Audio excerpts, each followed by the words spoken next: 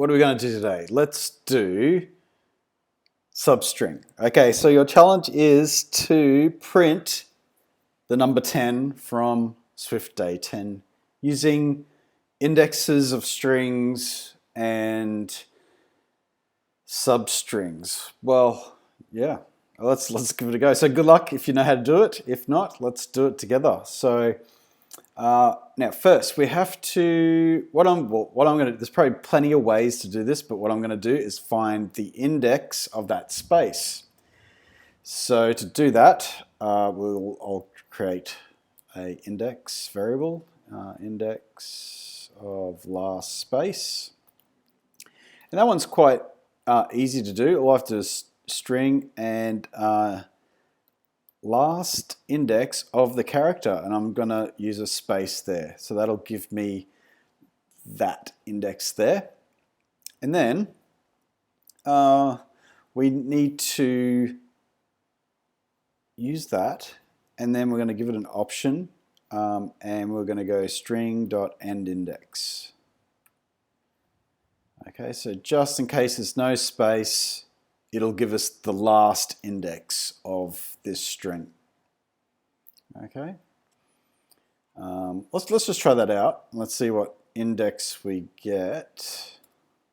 Let me get rid of the spaces and run that one.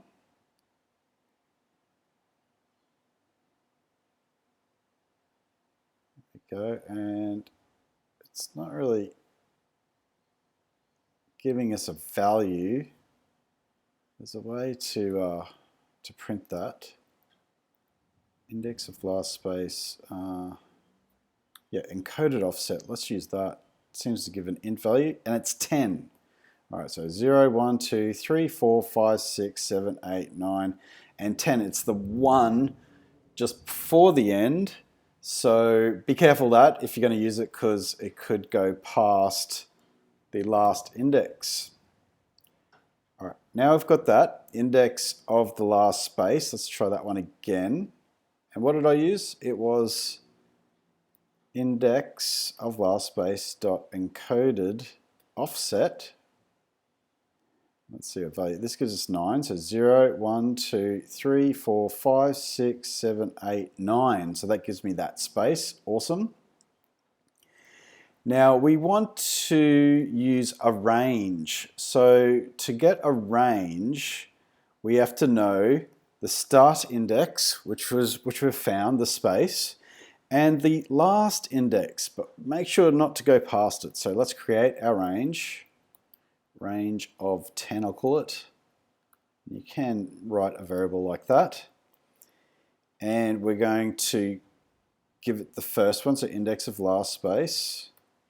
And we'll make it go, make sure it's smaller than the string dot end index. There we go. Now if we do string and we print this range, there we go, range of 10, that's the one we want.